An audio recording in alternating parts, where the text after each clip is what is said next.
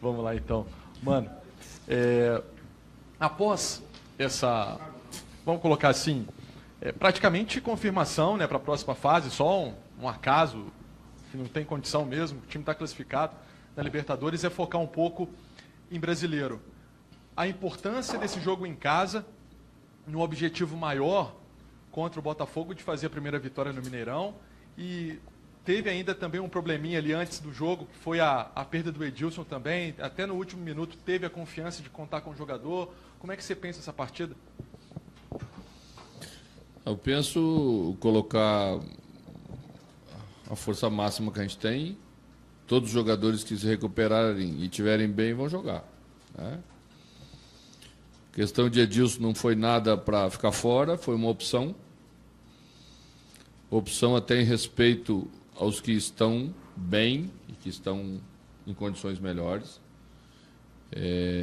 Medida em que você às vezes vai levando uma situação, levando, você vai perdendo treinamento para um jogador especificamente, como era o caso dele. E isso tem um limite, né? Senão daqui a pouco você não consegue mais render o necessário para um jogo forte como aquele que a gente ia jogar lá.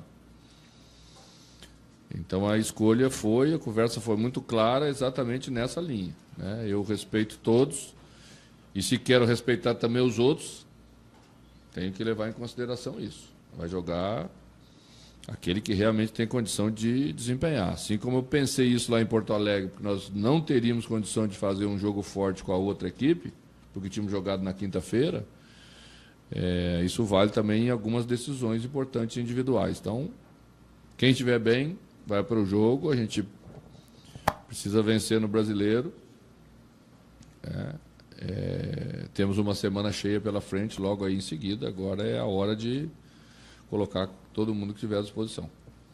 Até nessa linha, mano, a importância de também pensar no brasileiro em termos de não deixar a turma que está, mesmo que é início de campeonato, que está muito acima, se distanciar e fazer esses pontos necessários. Por exemplo, vamos colocar assim, até uma parada de Copa do Mundo, onde talvez as coisas podem se equilibrar em termos físicos e todo mundo no mesmo equilíbrio. A gente não tem questão física para resolver. Nós temos rendimento em termos de pontuação na tabela, claro. A gente acha que não mereceu perder o jogo no Rio, jogou para não perder, produziu mais até que o Fluminense, mas perdeu. E a tabela mostra o resultado, não mostra o desempenho. Então, claro que é a segunda partida da nossa casa, jogamos diante do Grêmio na estreia, perdemos, agora vamos, né, tentar com toda a força, com o nosso torcedor, com de novo a confiança do momento de recuperação da equipe, voltar a sermos fortes na nossa casa, onde tem sido a tônica da temporada até aqui. Ô, mano, a empolgação pela vitória, pelos placares na Libertadores, também está atrelada à empolgação e o que o time pode produzir já nesse jogo contra o Botafogo pelo Brasileiro, pelas circunstâncias que o time tem no campeonato e de um ponto ainda? São jogos diferentes, características diferentes. O Botafogo tem uma maneira bem clara de jogar, vai jogar tirando espaço, como é a sua característica. Então, às vezes, o jogo não tem aquela mesma sequência de lances, de ataque. Às vezes você não consegue fazer, mas aí tem que ganhar de outra maneira. Mas domingo é dia para ganhar. Os jogadores que estão chegando antes dessa partida, a gente sabe que tem todo o parâmetro da fisiologia. Isso você disse que vai com a força máxima que tem. Isso pode também ser um fator preponderante para a escalação para domingo? Alguém pode apresentar um desgaste e ficar fora? Sempre né? O que se fazia antes no olhômetro, na sensibilidade, na experiência, hoje nós temos a ciência com os seus mecanismos, com suas ferramentas para nos passar dados mais fidedignos e de forma individual de cada atleta. Então a gente leva em consideração, conversa com o jogador depois disso, toma a decisão. Mano, o Lucas Silva está com uma sequência de jogos, vem atuando bem. A diretoria já te passou alguma situação do Lucas Silva em relação ao empréstimo, se vai prolongar ou não? Como é que está a situação do Lucas Silva?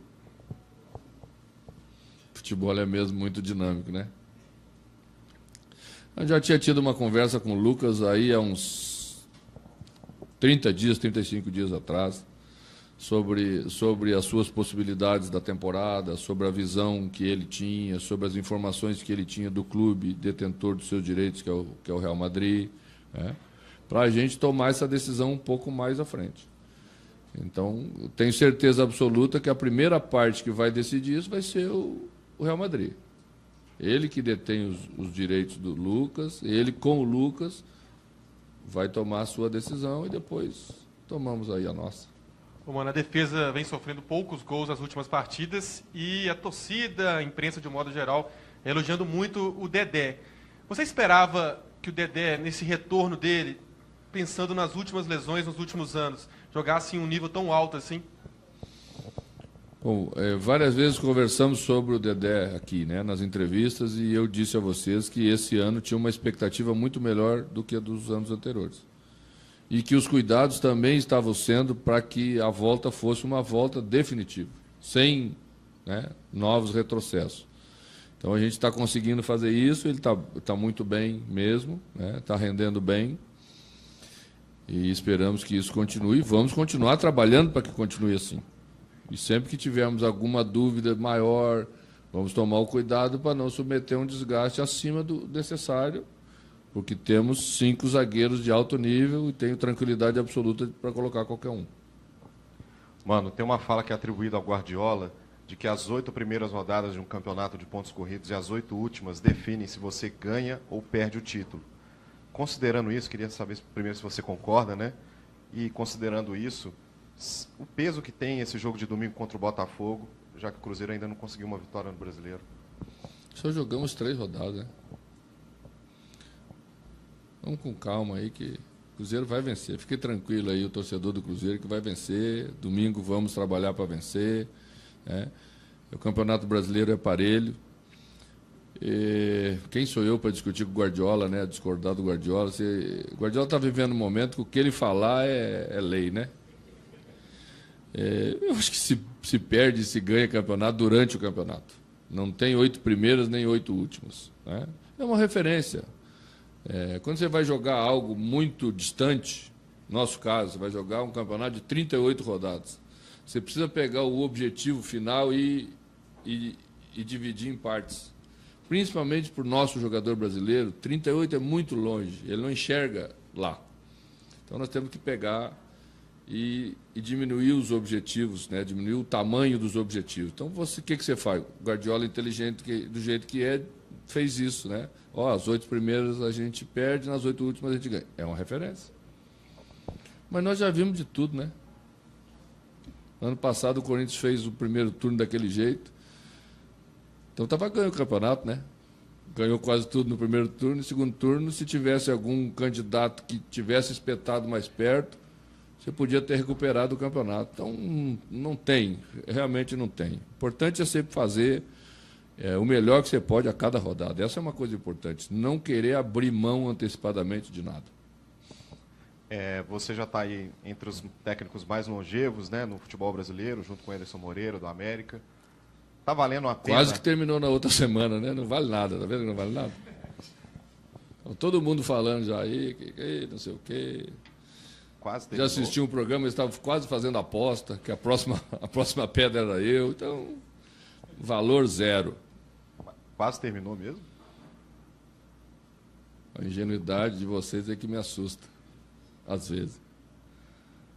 Mas está valendo a pena esse trabalho de longo prazo? Claro que vale a pena. E essas reações que aconteceram como aconteceram é em função de um trabalho a longo prazo, do conhecimento que se tem, de saber onde você está pisando, né? De usar referências que você já fez anteriormente que deram certo, não repetir as que deram errado, né? Isso é um trabalho a longo prazo, faz com que você tenha um conhecimento muito maior. Mano, muitos torcedores do Cruzeiro comentam sobre esse meio-campo, essa mudança que você fez, colocando o Lucas Silva. Eu queria que você falasse o que o Cruzeiro ganhou realmente com essa entrada, com esse posicionamento que o Cruzeiro vem tendo aí, e também está fortalecendo bem a defesa, já que a defesa também tomou 2 gols nos últimos 8 jogos. Esses jogadores também estão sendo importantes aí para esse posicionamento da defesa do Cruzeiro. A gente não vinha rendendo bem. Isso era uma constatação, né? Você pode discutir um pouco quanto, cada um tem a sua opinião, mas acho que era unânime que a gente não vinha rendendo bem.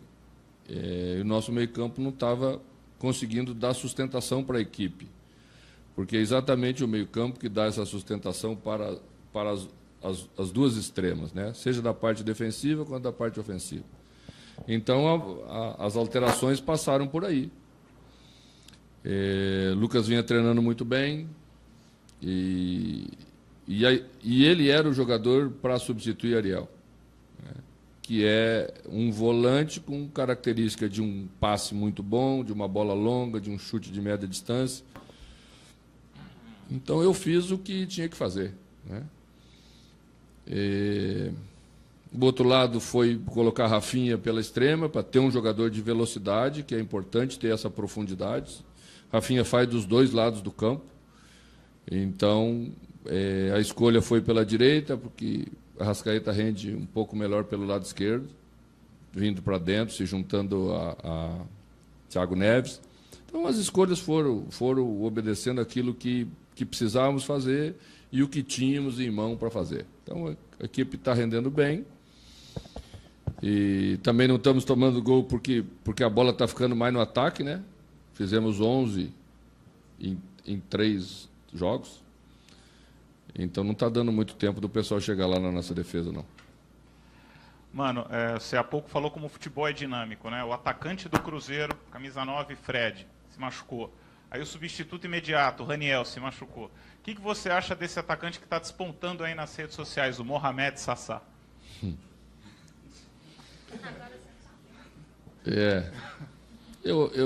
A gente gosta muito do Sassá. Quando nós tivemos a oportunidade de trazê-lo, a gente já precisava um atacante. E ele se enquadra muito na característica do jogador que eu gosto para fazer a função, né? Não é um jogador que fica só lá e também não pode ficar, porque alguns podem, porque tem capacidade técnica, entendimento para fazer. Sassá tem que usar a sua força, seu arranque. Sempre fez gols, né? Sassá também não era um centroavante no Botafogo, na base. Era um segundo atacante, era um atacante que jogava da beirada para dentro, né? E foi se transformando depois num homem mais central. Com o tempo, o Jair colocou ele do lado de Neilton, né?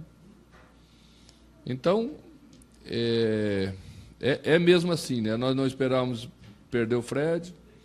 O Raniel entrou muito bem, começou a fazer gol, depois novamente veio uma lesão. Ainda não tínhamos o Sassá pronto para colocar de forma imediata, tivemos que esperar mais um pouco ele acabar a recuperação e seu condicionamento. E está aí, entrou bem, entrou num momento importante, deu respostas positivas lá dentro. E seja com o nome de Mohamed ou só Sassá mesmo, a gente está contente com ele. Agora vamos cuidar dele, né? Que o homem é perigoso nas duas áreas. O que você está querendo dizer? Exatamente o que falou, né? Vocês são ingênuos. Eu sei se vocês aí na grande maioria tiveram alguma dificuldade de interpretar o que eu falei. Não, né? Então é isso mesmo. Então vamos nessa, mano. Agora, em relação ao elenco do Cruzeiro, claro, todo mundo falou a questão do Lucas Silva, mas também surgiu a notícia em São Paulo que o São Paulo estaria interessado no Ariel Cabral e até poderia envolver o Trellis nesta negociação. E também tem a questão do Rafael Marques com o Sport.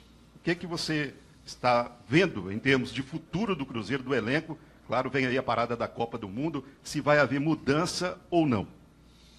Essas questões todas são questões para se abordar internamente. Você sabe que eu não falo de negociação, porque você expõe nome de jogador, às vezes você faz alguma coisa e até é obrigado a avaliar um outro terceiro jogador que nem faz parte do teu grupo. Acho que às vezes há interesse dos jogadores, às vezes há interesse dos clubes, né? Um pouco lá atrás, quando nós estávamos na negociação com o Hudson, o São Paulo já havia mostrado um interesse em Ariel Cabral. A gente achou que não era momento de liberar, ele era absolutamente titular da equipe. Então vamos respeitar todo mundo. Se houver alguma negociação, vai haver entre os clubes. Depois que ela acontecer, eu converso com vocês aí a respeito. É normal, o Cruzeiro tem um elenco de muita qualidade. Poucos dias eu estava atrás de Manuel, a gente que precisava do jogador, né? Então, quem tem jogadores de qualidade como nós temos, a ponto de colocar um time totalmente alterado lá em Porto Alegre, nas suas 11 posições, né? E fazer um jogo de campeonato brasileiro desse nível, certamente de períodos em períodos vai sofrer algum assédio. Mas se quer também estar na reta final das competições, precisa manter o seu elenco, porque vai precisar em horas importantes depois lá na frente. Agora, com essa parada da Copa do Mundo, o time vem numa ascensão. Será bom ou ruim, na sua avaliação? A gente tem que fazer ficar bom. Se nós formos para a parada da Copa, ficar sem trabalhar durante o tempo inteiro olhando a Copa, vamos voltar mal. Mas não vai ser isso que vai acontecer, nós vamos ter uma pequena parada para todos, que aí realmente é uma pequena folga, e depois já retornamos, vamos trabalhar todo esse tempo, até porque nosso primeiro jogo de volta da parada é um jogo decisivo de Copa do Brasil contra o Atlético Paranaense, então não podemos voltar mal, não. Mano, falando especificamente do Botafogo, você já disse da importância da primeira vitória no Campeonato Brasileiro. O Botafogo, um time que ainda não perdeu na competição. E a estreia do Cruzeiro no Mineirão diante do Grêmio não ficou aquela boa impressão. O Cruzeiro retornando agora no Brasileiro para jogar em casa. O que dizer desse adversário e desse reencontro com a torcida na competição? Bom, a campanha do Botafogo comprova aquilo que eu falo aqui sempre para vocês. O Campeonato Brasileiro é muito duro de ser jogado. Você não tem um jogo que você fala assim... Vamos dar uma respirada, não tem respirar, né? Se não perdeu é porque está jogando bem e nós temos que vencer esse adversário. Lógico que nós vamos ter que ser diferente do que fomos contra o Grêmio. O adversário também tem outras características. Nós vivemos aquele jogo um momento especial, vimos de uma conquista, não tem jeito, né? Dá uma relaxadinha. Agora já retomamos o ritmo da equipe. Acho que o torcedor pode ir ao Mineirão para, com a sua confiança, com o seu incentivo, nos ajudar para sermos bem fortes e tentar conquistar essa primeira vitória. Mano, a torcida do Cruzeiro, muito exigente, como certamente está satisfeita. Agora sim. A torcida do Cruzeiro, muito exigente, como fui um desses também, que cobrou bastante para que o Cruzeiro tivesse um ótimo rendimento na Taça Libertadores. E agora esse rendimento veio. O Cruzeiro está bem na Libertadores, vai ter um jogo, digamos, um pouco mais tranquilo com o Racing, evidentemente não esquecendo a seriedade do jogo, a importância dele, mas agora tem o Campeonato Brasileiro também, e o torcedor cruzeirense, acho que a grande dúvida dele, e ele coloca isso nas redes sociais, também quando aborda a gente na rua, é qual é exatamente a importância das competições para o Cruzeiro. O Cruzeiro vai competir o Campeonato Brasileiro, em breve tem a Copa do Brasil também, tem a Libertadores que ele está indo muito bem. O foco é tentar conquistar tudo que tiver aí pela frente, ou, peraí, vamos com calma, vamos ver o que está mais próximo aí para a gente poder conquistar. Primeiro que eu acho que o Cruzeiro, a torcida do Cruzeiro pode ser exigente com a gente. Ela tem o direito de ser exigente. Aqui tem muita qualidade, tem muita competência, ela tinha o direito de exigir um rendimento melhor. Nós tivemos 2 semanas aí que ficamos devendo e que as coisas precisavam mesmo retomar o caminho. O Campeonato Brasileiro vai ser jogado para ganhar. Se algum dia tivermos um jogo específico de Libertadores lá que tivermos que priorizar, a partir do momento que classificamos para as oitavas, aí vai ser especificamente para aquela semana. Tá? Mas o restante é jogar para ganhar. Não dá para ficar priorizando em início de competição. Até porque você não sabe o que vai acontecer lá na frente depois. Então, se não conseguimos vencer, é porque não conseguimos vencer. Mas vamos entrar para ganhar. Boa tarde.